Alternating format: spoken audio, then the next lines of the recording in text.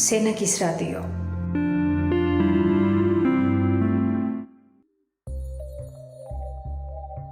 ღმერთმა ტკბილად დაგაბეროს.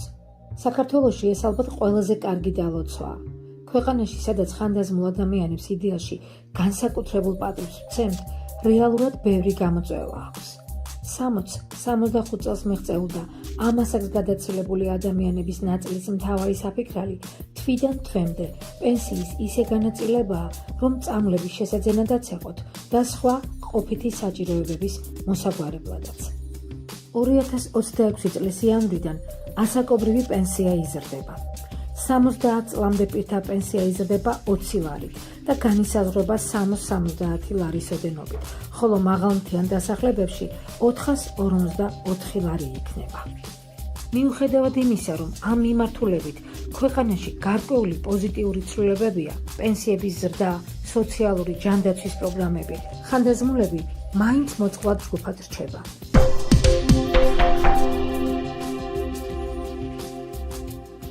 პენსიის ოდენობა ევროკავშირის ქვეყნებში 1345 евро თვეში, 16128 евро წელიწადში. დღეის მონაცემებით ევროკავშირის წევრ ქვეყნებს შორის ბულგარეთშია 3611 евро წელიწადში, ყველაზე მაღალი ლუქსემბურგში 31385 евро წელიწადში.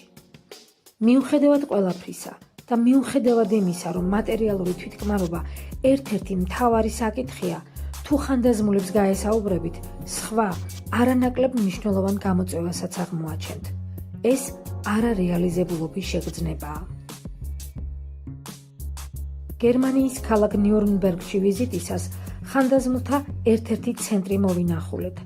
იქ მეგზურობას საქართველოში დაბადებული იულია ქისის შვილიშვილი გვიწევს. ის ნიურნბერგის ხანდაზმულთა 20 ცენტრიდან ერთ-ერთის წარმომადგენელია. სენაკის რადიო.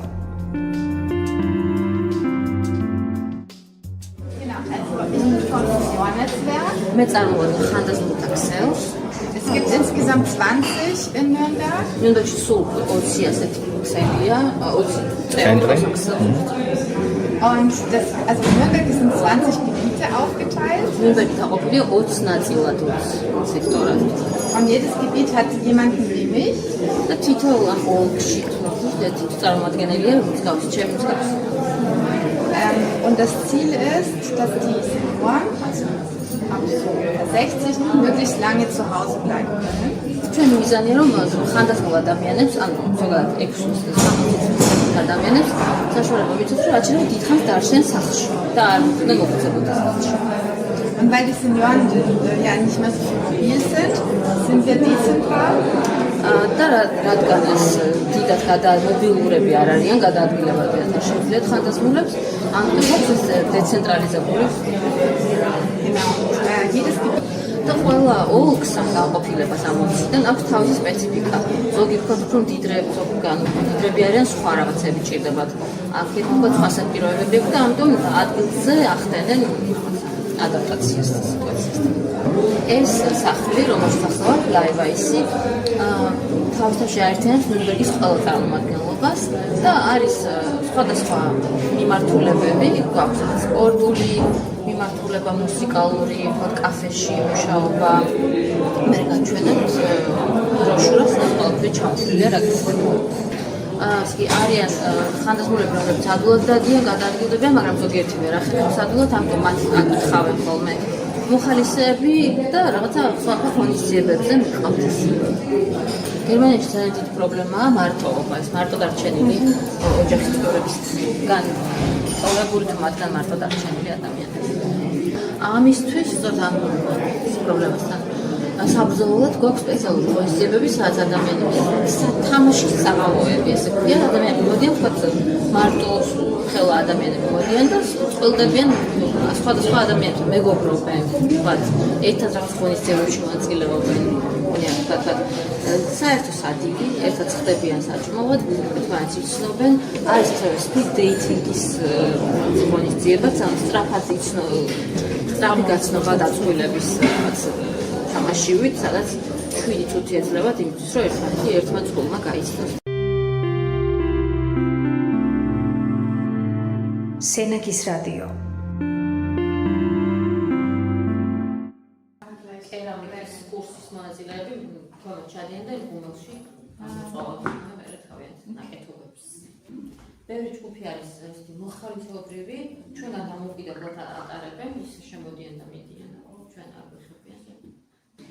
გვაქვს ასევე კეიგრის სათამაშო სივრცე, რომელიც გათვლილია ასევე შეზღუდულ მქონე პირებზეც და ბარიერებისგან თავისუფალი სექცია მათთვის რომ გამარტივებული იყოს გამოყენება და ყველას აქვს ამაზე რაღაც კლუბივით არის კლუბის წევრებივით არიან, რომლებიც საკუთარი გასაღებითაც შედიან.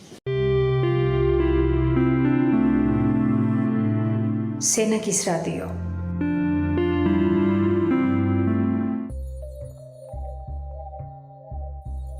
სამწუხაროდ, სენაკში ხანდაზმულთა ცენტრი არ არსებობს. თუმცა, ამ გამოწვევას გარკვეულწილად საქართველოს წითელი ჯვრის ადგილობრივი ორგანიზაცია პასუხობს. შინმოვლის პროექტი, რომელიც ადგილობრივ თვითმმართველობასთან გვაქვს დაფინანსები. ამ პროექტის ფარგლებში ჩვენ ვეხმარებით, რა თქმა უნდა, სერვი მოგვაწოდა სოციალურ და უცხოურ ხანგრძლივ ბებიებთან და ბაბუებთან პროფილირდება, ვეხმარებით მათ სახლების დალაგების თუნდაც რომ მოიწყენან, თუნდაც პენსიაზე ვერ გადიან, ან წამალი სჭირდებათ, ან თუნდაც დაურეკავენ ჩვენ მოხალისეებს და მიდის ისავის ბებოსთან, გაუზომოსნებას თუ სჭირდება ექიმი, მიუყვანს და ასე შემდეგ. ამ ტიპის სამუშაოებს ვატარებთ და ამავდროულად გვაქვს სამედიცინო მხრიდანაც ის რომ ექიმი გვყავს, ოჯახის ექიმი, რომელიც უფასოდ ამ პროექტის ფარგლებში კვირაში ორჯერ ნებისმიერ ბენეფიციარს გაუწევს დახმარებას და თავისუფლად თუ საჭიროებს წამოსაც გამოუწევს და ასე შემდეგ. კვარტალში ერთხელ ჩვენ მას პროდუქტებს ვაწვდით და კიდევ წამლებს, მედიკამენტებს, თუ რომ საჭიროების შესაძლებელია და არ გამოწერილი რომ იმას არის. რაც არის მხოლოდ ბუნებრივი და არა რაღაც ქიმიური ჩანაწერი. აი მოხალისეობის პროექტი, რაც ჩემს მახსოვს, აქ იყო ჯგუფები, ქსოვის, ჭრაკების, ასაბლიან თმის შეჭრას, შეღებვას, მე იყო მუსიკალური კუთხე იყო, ერთი იყო კიდე წერდა ლექსებს, თავის ლექსებს უკითხავდა და ასე რომ ჩვენთან დადიოდნენ. სამწუხაროდ ის პროექტს ჰქონდა თავისი ვადა, 4 წლიანი იყო, ის როცა დასრულდა, თავისთავად ჩვენი რესურსები ამას ვერ ვახერხებთ მარტო რომ აი თუ დაფინანსება არ იქნება და პროექტი არ იქნება დანელი ხო. თუმცა ვხედავ რომ მოხალისეობრივად თქვენ მაინც ახერხებთ და ასე თუ ისე. ჩვენ ბებოები ნებისმიერ შემთხვევაში, როდესაც მოდიან ჩვენთან, რომ დამიტეხეთ საჭიროა რა თქმა უნდა საჭირო ხართ მოდით, რომ ისე ხარიათ ხოლმე, ეს რო ძალიან და თან მე ვეხმართ ის ჩვენ სოფიოს ეს უნდა ეს როგორ გააინტერესებს, რომ ისინი მომგავეთ მოდიან და აკეთებენ ამას, რომ ნუღარით უხეშა. და თქვენი ინტერესიც ალბათ ის არის, რომ უფრო მეტად დააკავშიროთ ეს თაობები ერთმანეთს. რა თქმა უნდა დავაკავშიროთ და მათ შორის რაღაც ეს დიდი ის რომ ავერსებობდეს რაღაც.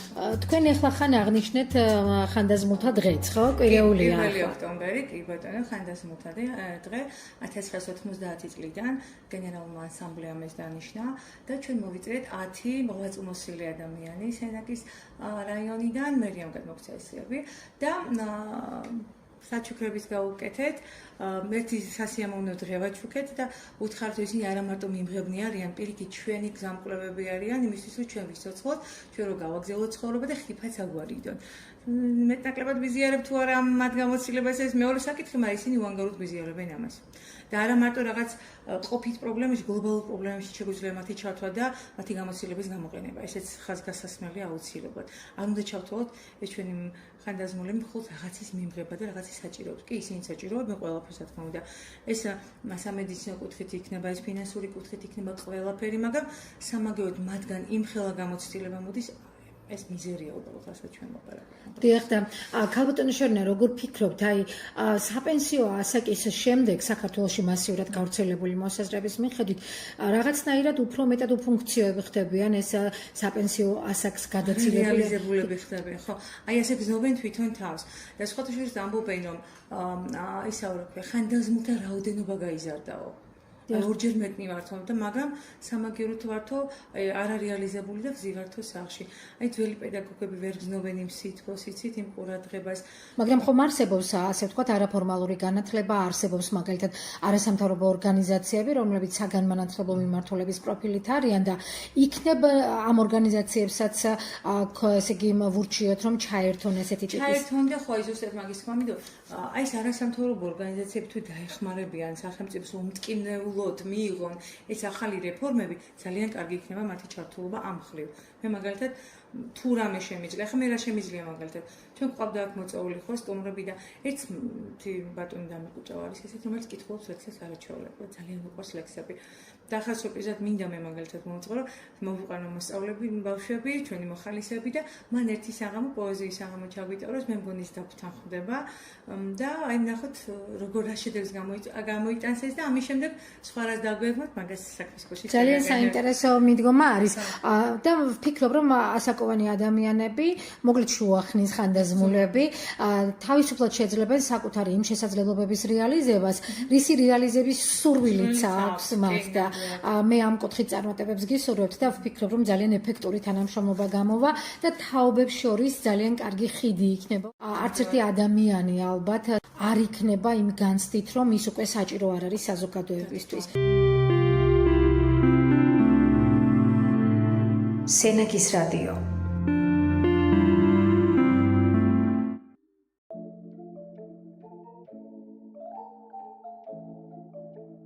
მოგესალმებით ქალბატონი ნანა მოდით მოგვიყევით თქვენზე მოგესალმებით ნანა ოდიშარი ნოსირელი ვარ თვითონ ბავშვობიდან კერავ ეს მიყვარდა ყოველთვის და მამაჩემის ოცნება იყო რომ კერავ ესწავლა მუშაობდი ქალაქში 15 წელი რაც მოვედი დევნილს გავყევი მეუღლე ყავს დევნილი და აქ ცხოვრობ 27 წელია და აქ სამხედრო დასახლებაში ცხოვრობ დიახ სამხედრო დასახლებაში ჩემი კლიენტები ძალიან გვაყოფილი არიან ჩემი მუშაობით ასაკი ხელს მიწყობს მაინც არ მეტყობა არც გული და არც ოჯახსაც უძღვევი წინ და ყველაფერი მაინტერესებს აი ყოველდღიურად საშუალოდ რამდენ რამეზე მუშაობთ რამდენი კაბის რამდენი შარვლის მომზადება შეკერება შემიძლია დღეში მაგალითად 5 შარვალი გავაკეთო შემიძლია 2 რაღაცა დავჯრა კლიენტები აი სტაბილური კლიენტები თუ გყავთ?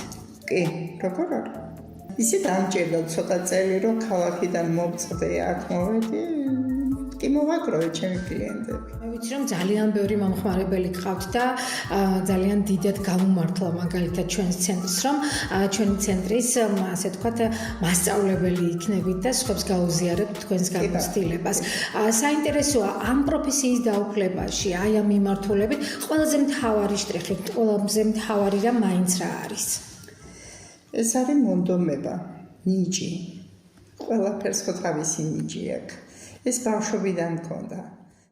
მამაჩემის ის იყო რომ აი პატარა ბავშვი რო გეყოლებო, მაშინ ნახავ შენო კერვა ერთი ფეხი და ასე დაურწი, მეორე კერვა.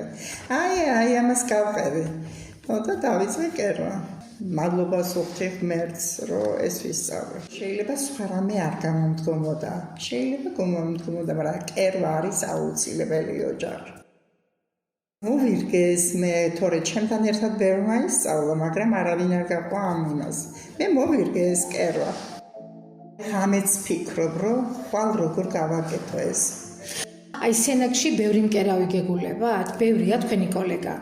სენაკში ახლა მე სადაც ვისწავლე, იქ არა, მაგრამ მე ძალიან ბევრს ვიცნობ. კი, ქალაქში 15 წელი ვიმუშავე და ვიცი რომ ვინია. რამდენად სარგებლობენ ადამიანები თქვენი მომსახურებით? ოჯახში რო კერავ ბევრ რაღაცას მოითხოვს ოჯახი და ამისთვის ხანდახან ღამეც მჭირდება. როცა აი ბაღის ბავშვები არიან, სკოლის ფორმებია შესაკები, მაშინ ცოტა ჩქარად უნდათ და დიზაინის შეცვლა შეგვიძლია. თქვენ თუ ფიქრობთ თქვენს მიერ შექმნილ ტანსაცმელზე, კოსტიუმზე და ადამიანებზე? ძალიან ბევრს. ნერვიულობის განცდამა კერვის დროს, აი როგორი გამომივა. კლიენტი როგორი კმაყოფილი იქნება ჩემი კერვით. ეხლა ყველას ერთნაირი ხო არ უნდა ყველაფერი. სხვადასხვა და ყველას თვალებში უყურებდა რომ მოსწონს თუ არ მოსწონს და რეაქცია როცა აქვს რომ თვალები ასეთი აქვს დედა დიდი მადლობა მეც კმაყოფილი ვარ 37 წლიანი მუშაობის პროცესში თუ გახსოვთ მაგალითად ისეთი პერიოდი რომლის დროსაც ამ პროფესიის არჩევა გინანიათ არა თუ გახსოვთ ერთგული კლიენტები კი როგორ არა სანამ ქალაქში მუშაობდი სენაკში სულ ერთგული კლიენტები მყავდა კლიენტი მოყავდა ესეთები მყავდა საკმაოდ დიდი დრო არის ეს პერიოდი სამუშაო სტაჟიდან გამომდინარე უკვე ასე ვთქვათ ასაკიც გაქვთ ასე ვთქვათ ისეთი რომლის დროსაც თქვენ შეგიძლიათ დაუშვათ საკუთარ თავს უთხრათ რომ საკმაოდ ბევრი გიცხოვრიათ თუმცა ძალიან ცოტაა იმისთვის რომ ბოლომდე რეალიზდეთ მაინტერესებს საპენსიო ასაკს რომ მიაღწიეთ მერე გიფიქრიათ იმაზე რომ შეგეწყვიტათ მუშაობა არა დღესაც არ ვფიქრობ რომ მივაწოვებ იმიტომ რომ მაგ იმის ძალა ჯერ ხედველობა მაგ სისწორეს ვიცავ აი როცა აუხვევ მაშინ მივაწოვებ როგორ ფიქრობთ საქართველოში რამდენად არის პირობები იმისათვის რომ საპენსიო ასაკის ადამიანებმა საკუთარი შესაძლებლობების სხვებისთვის გაზიარება შეძლოს აუცილებლად უნდა იმუშაონ აუცილებლად უნდა გააკეთონ ასაკს არ აქვს მნიშვნელობა მთავარია რას აკეთებს ის ადამიანი და როგორი გამოდის აი ეს ამთავარი თორე ასაკს რა მნიშვნელობა ბუნება როგორი აქვს იმათ არ ვიცი შეიძლება შინაგანად მოდის ესე თორე რამდენ მნიშვნელოვანია რომ საპენსიო ასაკის ადამიანებს უფრო მეტი შესაძლებლობები ჰქონდეთ განვითარებისთვის კარგია ძალიან სტიმულია ცხოვრების არ შეუშინდნენ ასაკს ვისაც რა გამოუდის ის აკეთოს და იქნებიან დიდი ხანი.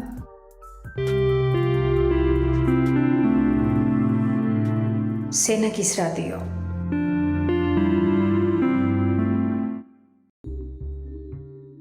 როდესაც საზოგადოების კეთილდღეობაზე ყველა სექტორი თანაბარი პასუხისმგებლობით ზრუნავს, გამოწვევები დაძლევადია. ნიუნბერგში თუ სენაკში ხანდაზმულებს სითბო, ყურადღება და საკუთარი შესაძლებლობების რეალიზება ერთნაირად ჭირდება.